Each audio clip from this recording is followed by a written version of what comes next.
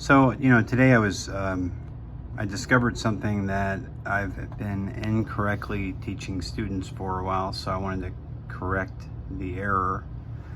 And it all started when I was reading the prose and not the poetry of John Milton. This is the guy who wrote Paradise Lost.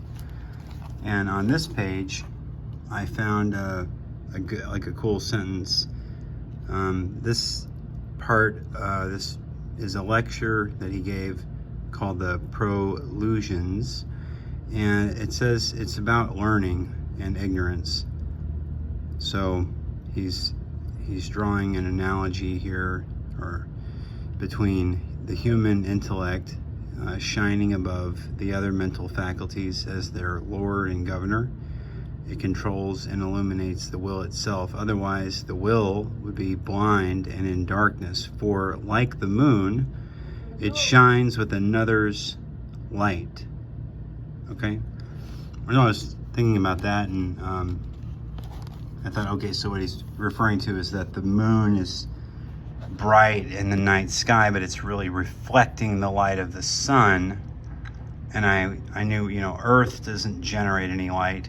I thought Jupiter might, but Jupiter generates radio waves. It doesn't generate visible light spectrum light. So if the sun just flipped off like a circuit breaker, we would not see light from Jupiter, which is, I thought we would, but I was wrong about that too. But anyway, got me thinking about the whole galaxy. Anyway, how when you look south, at least from North Texas, or Texas, really anywhere, you look due south in the morning, certain times of year, you're looking directly at Sagittarius and Scorpio.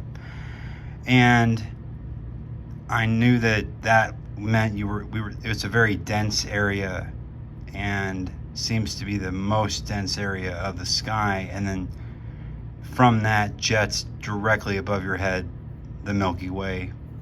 So I'm like, what are we looking at here? Well, what you're looking at is the Sagittarius arm of the Milky Way. You're looking in from here at this arm. This is the Sagittarius arm, indicated by Greek sigma, lowercase sigma. And then there's an arm inner to that called, this arm here is referred to by two names. This is the near 3 kiloparsec arm, the far kiloparsec arm, but it's inner to Sagittarius. So from here you're looking through two arms toward the center of the galaxy. And I thought we were on our own arm called the Orion arm. That's not quite true. We are on a branch of the Sagittarius arm called the Orion Spur, okay? So just to correct that error, I've been telling students for 6 years that you live on the Orion arm of the Milky Way. It's not quite accurate. You live on the Orion Spur of the Sagittarius arm of the Milky Way. And just if you're curious, beyond where you are, here, this is the Greek letter phi.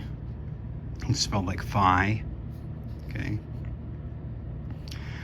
And that represents the Perseus arm. It's another megastructure, okay? And outer to that is Omicron, referring to the outer arm, or the outer ring, sorry. So there's these rings, right?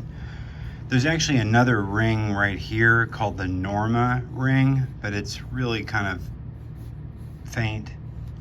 So technically, I suppose there's 1, 2, 3, 4, 5 arms if you count the Norma arm, or the Norma ring rather. I keep saying arm. These are like rings, right? But they're spiraling out. All of them start and emanate from the center. And so there you are. If you look south from Texas anyway, certain times of year you'll be looking directly at Sagittarius. Well, of course you are, because this is the Sagittarius arm, or ring, whatever. And then you're looking at the near 3 kiloparsec ring or arm. And then Norma, if you want to count Norma. And then you're at the inner galaxy here, okay? Which is like a supermassive black hole. And that is the large scale structure of the Milky Way. And I was curious how we knew that. And it was gathered from the NASA Spitzer telescope. And all the data from this video comes from an article on astronomy.com called How We Learn the Shape of the Milky Way, written by Raymond Shubinsky on February 9th, 2022. Give credit where credit's due. All right, so John Milton and the Milky Way. So next time you go outside, just remember you're sitting on a spur of the spur called the Orion Spur of the Sagittarius arm or ring of the Milky Way spiral galaxy. Have a nice day.